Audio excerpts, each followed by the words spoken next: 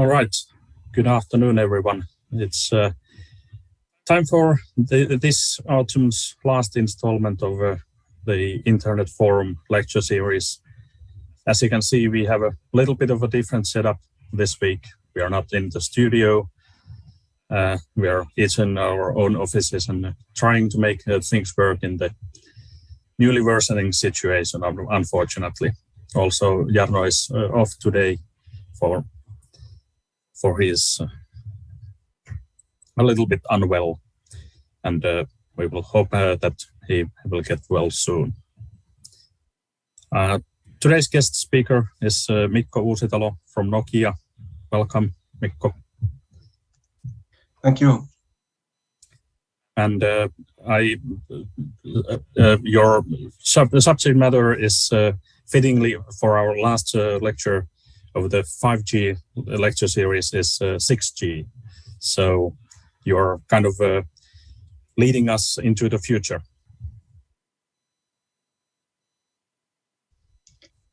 So I guess I start. Oh, yes, you can start. Okay, yes.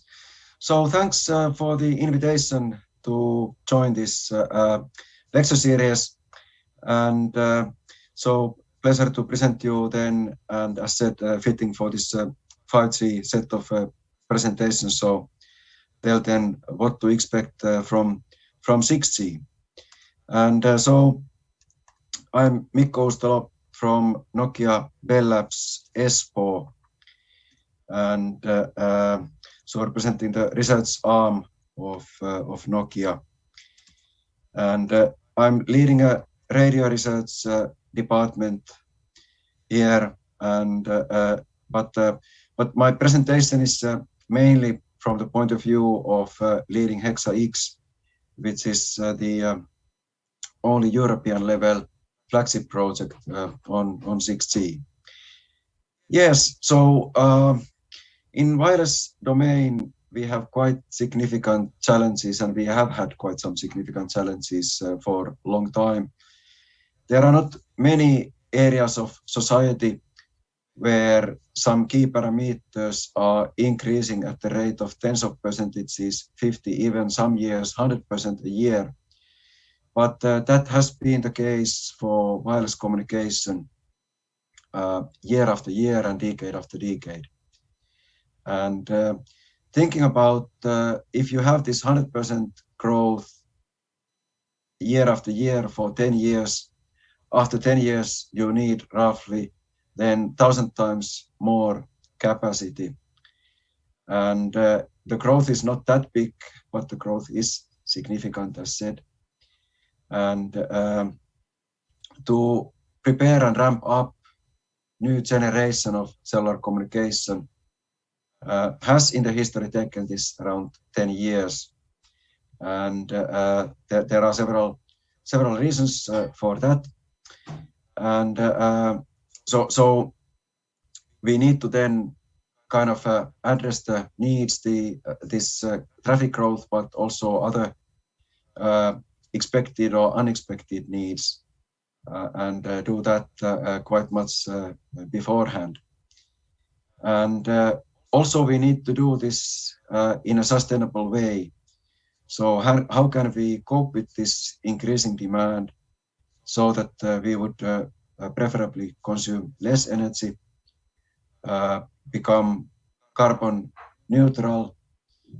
So certainly quite some challenges for the future technologies.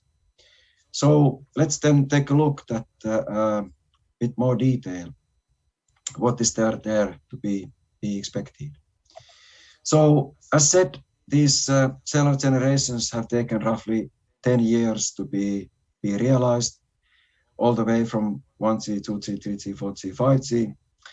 And on the way, there has been various characteristics for the different generations. And from user perspective, some defining applications. For example, 3G tried to make internet mobile, but 4G really made it. 5G is making a really significant improvement in this respect. So 5G is enabling very significant growth in traffic, but consuming a lot less energy per bit. So that is a significant contribution from 5G for sure. But then what is the expectation for defining application for 5G is then more, however, the industrial Internet of Things. So there has been in this lecture series earlier talk about this dimension. So there is the expectation have a very high reliable, low latency connectivity, and also have a connection for very high amount of sensors with a very low energy bill and low cost. So then all these generations have had some unexpected applications. So for 5G, certainly not yet having data, but that will be even less for 6G. Then here on the slide, there is additional material on 6G, but I'll go more in detail in later slides to that. But then one thing I would like to highlight with respect to these generations is that in order to make a generation reality, you need to have an end result where all the different devices, be it handsets or be it some sensor devices, they talk the same language, they communicate according to the same standard, no matter who has manufactured them. And also the network infrastructure that is transferring the signals from one device to another over the network. So they also need to speak the same language. So there is a significant challenge of collecting the industry together and standardizing how should the network really do this. And recently, it has been great that in the beginning of this generation game, there were several standards, but then the economic factor, economy of scale has driven the development, so that now we have had one standard for 4G and 5G, and we should take care all in the industry that will happen also for 6G. In order to have this one standard, so the whole industry needs to work together, also competitors. And in the beginning phase of setting the direction for collecting strong players together, European level projects have been playing a very central role. As in Europe, we have had this instrument and we have had this tradition of genuinely working together and seeing the value for that. For 4G, the defining project for the radio interface was WINNER. There were also a set of other projects working together with WINNER, being this Wireless World Initiative, WWI. For 5G, the defining set of projects was METIS 1 and METIS 2. And now then we have ramped up Hexa-X, and as it is the only European level 6G project, so it is in the great position and with the ambition to be this defining project for 6G. And currently Nokia is leading the project, I'm leading the project and telling you more about our approach there. So here is the consortium. So Nokia leading and Ericsson technical manager. Aalto University is also taking a role here. And we have also the University of Oulu from Finland. From Europe, we have 3 R&D oriented leading operators, Orange, Telefonica, Telecom Italia. And then we have great world-class technology providers and other high-quality academia. The project will run for 2.5 years, started January this year. The timeline, so as said, we are running for 2.5 years and we are setting the foundation for 6G, kind of structuring and framing. And we should be the basis for a much wider set of projects moving forward, going to systemization of 6G. And then the standardization time comes roughly halfway through the decade and commercialization then towards the end of the decade. And of course, there is already quite some competition, in different countries there are various initiatives. University of Oulu has made quite much visible noise with their big 6G initiative that started already a couple of years ago. In various countries there is national initiatives, and in North America, in China, Japan, Korea, also ramping up in other countries, so significant activities. And from this European point of view, we need to keep up open dialogue and communicate in the spirit of this aiming to come to this one global standard in the end. So then going to the thinking towards 6G. So what does it mean to us? What does it mean to you? So the vision of 6G in HEXA-X is that 6G should unify, connect 3 worlds: human world, physical world, and digital world with the fabric of 6G key technology enablers. So human world, that's us, and the technology is developed for us. We should be in the center. But then somehow separating humans certainly doesn't mean that we would be in some kind of imbalance with the environment. So it's extremely important that whatever is developed for the future is sustainable. So 6G needs to be sustainable itself, but also we are looking at ways how could 6G help other sectors of society be more sustainable. So humans are in efficient connection with the physical world, controlling the physical world, for example, with efficient human-machine interfaces. Then humans are in efficient connection with the digital world. So what does that mean to you?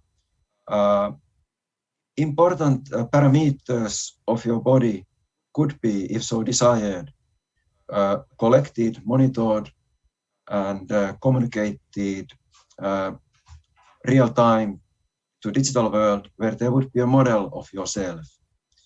And why would this take place? So with the help of this model, it would be possible to predict any potential problems, for example, from the perspective of your body. So, for example, heart attacks could be predicted before they occur, and help could be called for before even the human would him or herself recognize that there is a problem to come. So then digital world needs an efficient connection with the physical world. So this is needed for more efficient operation of the physical world, and a bit more on that in the next slide on these use cases. So the 6G vision is 6G to connect physical, human, digital world with the fabric of 6G key technology enablers. So then looking at the different trends, looking at this vision, we have published already around May time this year, updated document telling our latest story on these use cases. And from our website, you can also then find next year March a new update on this use case story. So we have collected 23 use cases and categorized those into use case families that you can see here, 5 use case families and 1 additional evolving use case family. So starting from the use case family, sustainable development. So as said, 6G needs to be sustainable. We need to see how 6G can help other sectors of society be more sustainable. And there are then several ways how to move forward in this space. This massive twinning is use case families relating to this connection between the digital world and the physical world. We already have digital twins, so models of the physical reality in digital form. And massive twinning would take this to the next level in preparation for 6G. So we could do models of large industrial complexes, cities, and with the help of this, we could then better design and operate this physical reality, as well as also do some preventive maintenance. So detect problems before they occur and do some remedy actions proactively. Telepresence use case family is then about you, some other people you want to get joining, connecting, interacting, using all relevant senses, independent of location, interacting with also machines, interacting with the digital world, interacting with something that doesn't exist in physical reality anywhere. So you could do some mixed reality co-design and see how some things would look or feel. This could be applied in various ways in work context. It could be applied in some cultural context, in some sport events, gaming. So you could be embedded in some sport event, even though you are 1,000 kilometers away. You could feel like you are right there with everybody else. You could be right there in the center of the action of the sports event. Then use case family robots to cobots, looking at how could then your near ones interact with a machine or set of machines, collecting information, these machines, and with that helping you even better, and like augmenting you and your life. Local trust zones is then a set of use cases related to local connection, where trust is of central nature. For example, providing additional capacity temporarily in a certain location where there happens to be more humans or machines needing such service. So then moving forward from these use cases of HEXA-X, to look at a different perspective here that was quite much included already on these HEXA-X use cases, but highlighting a bit more on this augmenting ourselves. So 6G is connecting these worlds, and it is augmenting us humans in various ways. Augmenting our proximity, so independent where we in physical reality are, we could then be in some other location, in some various other forms. It could augment our intelligence, so based on all these sensors communicating, collecting information, using latest machine learning algorithms, they could better understand what is really needed. Then we could augment ourselves also, augment our safety, productivity, efficiency in many various ways. So then we have the vision, we have the use cases. So what is then important to study in terms of research? So sustainability already highlighted. Then as we are having these sub-networks around our human bodies, around some machines, we have various different hierarchical levels of networks, potentially some new network architectures. How does all of this play together as a network of networks? Then 6G is the first generation, cellular generation, where right from the beginning, one could strongly take into account the possibilities of machine learning, artificial intelligence. So how could this connecting intelligence contribute in the best possible way for 6G? Then, as we are sharing very private information, if we are sharing via this kind of services, so trustworthiness is extremely central, needs to be taken into account in the design right from the beginning. Then, looking at all the previous generations central key performance indicators related to capacity, so and all the other parameters, we need to see how to take those to the next extreme level needed and possible with the new generation. Then we also need to look at this global service coverage. So how could then new generation provide coverage in a location, in some really remote locations, and also how could it be more inclusive? So how could the connectivity be provided to a wider amount of people on Earth? So then, if we have these challenges here in the outer rim, in the center we have 5G and essential technologies for 5G. So what are then the technologies to address these research challenges?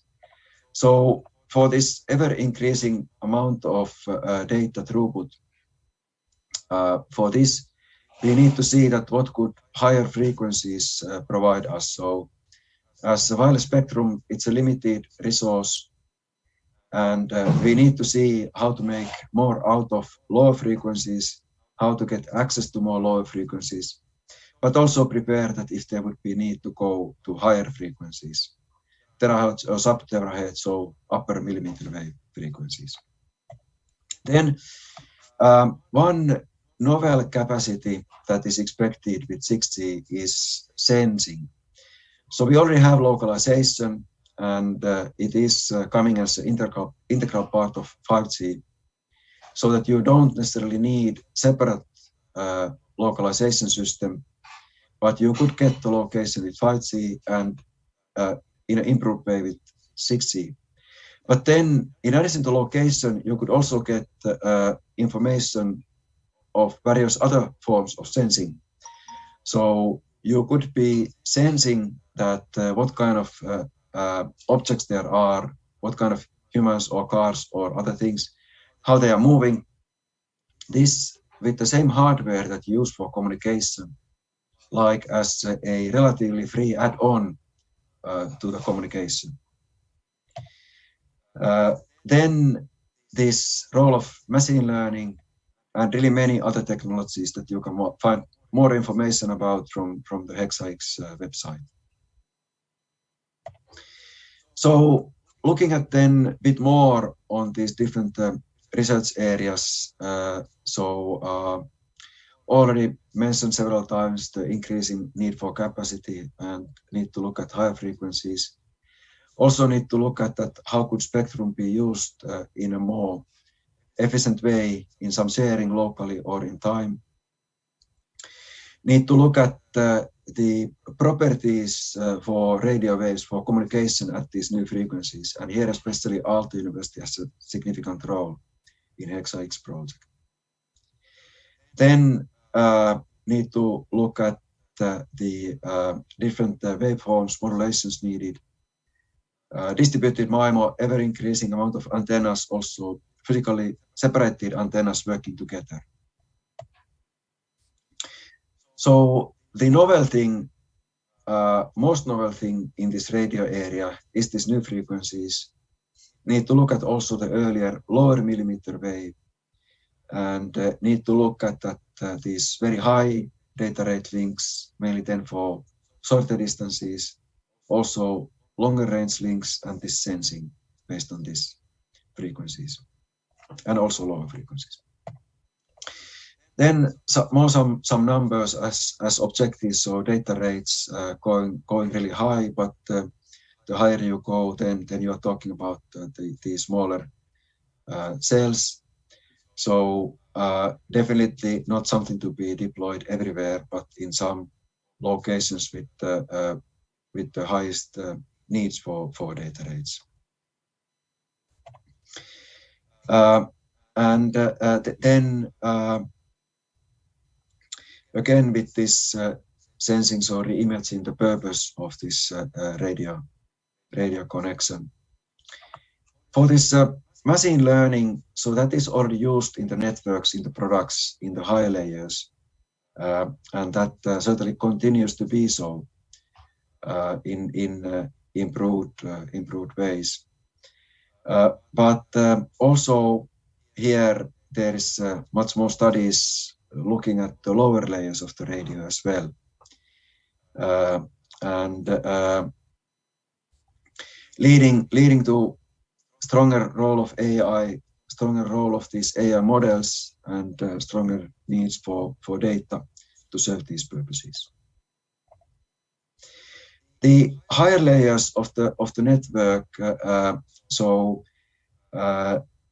they are going through slightly independent of these generations, but as the generations have traditionally been mostly linked to the radio interface.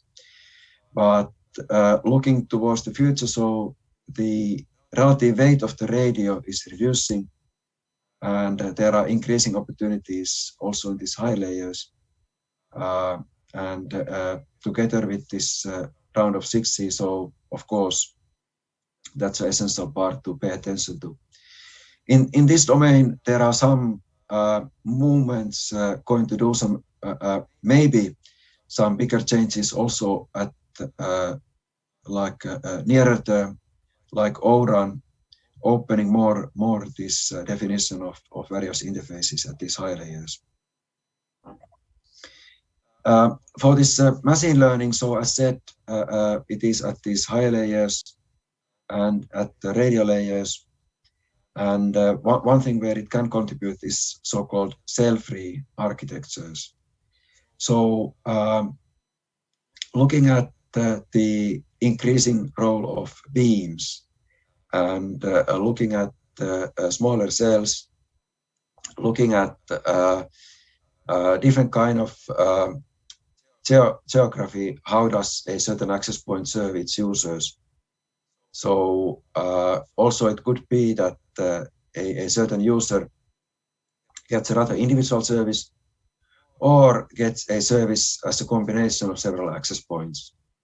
And what kind of opportunities does this open, and what would be a feasible way forward in this domain is one interesting question. The local networks and the verticals and different industries are strongly coming to the scene with 5G, also increasingly being served by 4G.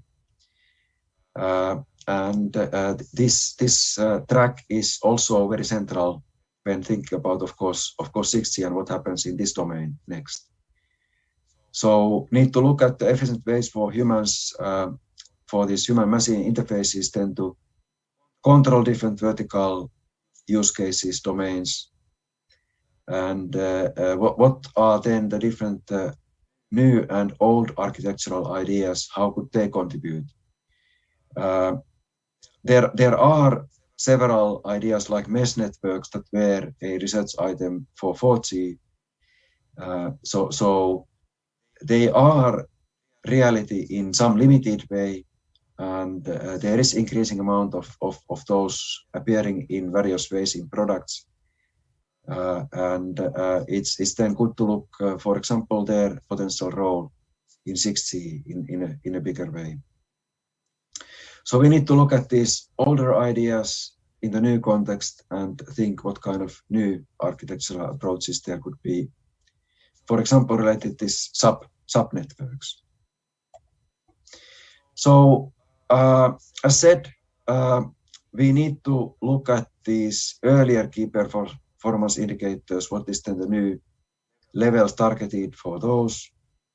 We need to look at that, how do various end-to-end measures, how do they develop in the 6G context, and what to expect from there, what kind of capabilities are needed in that domain, what is relevant to measure. and need to understand totally new capabilities. And then also, for example, from the sustainability point of view, some things are then especially hard to measure. So what kind of ways can we have to characterize the value to be expected from them, from 6C in that respect? And so what to expect, what are we wanting to get out, and how to measure and evaluate that. Couple of more words still on this spectrum. So in the initial phase of 5G, it became very soon known that the spectrum between 6 and 24 gigahertz would not be available for 5G. And now there is then a new trial to look if that could be available for 6G, and it might well be. So because of this, 5G needed to go to these millimeter wave frequencies, higher frequencies also. And now as a research item in 6G, we need to be prepared for even higher frequencies. As well as then look at these sharing opportunities in spectrum sense. So again, in a visual form, a bit more about this spectrum. So for these smaller cells at some domains with really high data needs, the highest frequencies, then look at this capacity extension at these midbands, and then see that kind of at what time frame can we get these lower frequencies for coverage expansion more available for 6G. I mentioned this sustainability in several ways before. I didn't yet raise these 17 United Nations Sustainable Development Goals. So they are central in this thinking in HexaX for 6G, as they are in several other 6G initiatives in the world. And that's very, very good. So as said, so 6G needs to be sustainable. That's a significant research challenge. We really need to pay attention to that. And we need to see how can 6G help other sectors of society become more sustainable. So in terms of this sustainable 6G, we need to look at, in addition to this energy consumption, greenhouse gases, also the materials usage and circular economy. So as summary, so 6G will be much broader than the radio access technology that has been the central part for some earlier generations. So this flexible platform to combine and unite these three worlds. At this moment, we are at this research phase. We are collecting the world together to exchange the views on what is the vision, why is this needed, what to expect from it, and what might be the technologies then to serve us. Moving then towards the standardization, and all the time when we move forward in time, we are getting to the more competitive phase. So now we are at the more cooperative phase. You can find more information from Nokia Bell Labs 6G webpage, from Nokia 6G white paper, and from this HexaX official website, where there are on our website already several technology-focused deliverables in addition to these stories on the trends, visions, use cases. So there is more information on sustainability-related thinking, spectrum approach, security, as well as that what kind of gaps there are in various technology parts with respect to like what do we need and what can we at the moment get, and so some initial thoughts how to move to that direction. So thank you. Any questions or comments?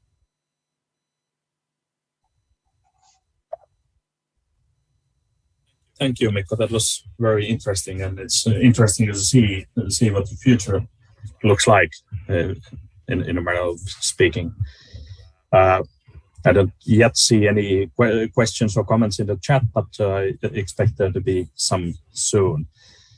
In the meantime, what would you say about the number of generations? Not so much so far, but in the future, do you think there will be, after 6G, there will be 7G and then 8G and so on? Do you think there will be a limit to that?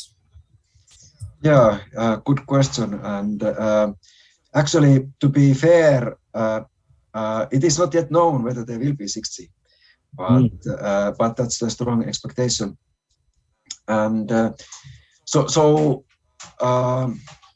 technology is developing and providing new opportunities, and definitely then the industry, the society is moving forward and making use of the best possible technologies. There are best possible approaches.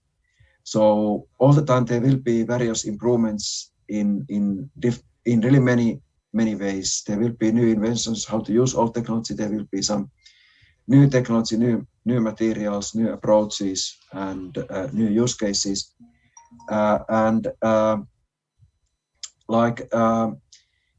In these generations, so far, the new generation has had some significant part that is not interoperable, and there is like a new generation.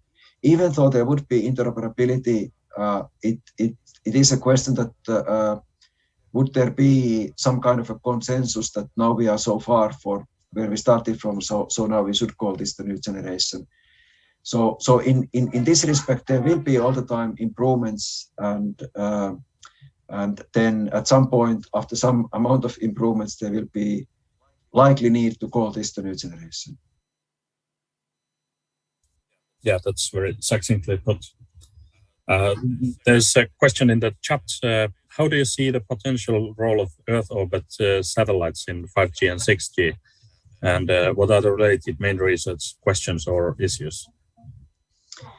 Yes, so there has been earlier also in the context of earlier generations this trend and question of more integrated approach with satellites and cellular technologies. And now what has changed in this time frame is that it's currently easier and cheaper to send satellites. So the cost of satellites has gone clearly down, but nevertheless, it certainly is cheaper to put the access point base station on Earth than put it into space. And then it is one research question for 6G that is there some way to have a better integration with satellites? At least there is increasing amount of satellites, and so I don't have a clear answer at this stage how it would go. Yeah, it's as they say, prediction is hard, especially predicting the future. Yeah. Now there's another question. Given the early research phase of 6G and the consequent move towards the standardization phase in the near future, what kind of push and pull is notable between commercial industrial goals and common good academic goals? Yeah.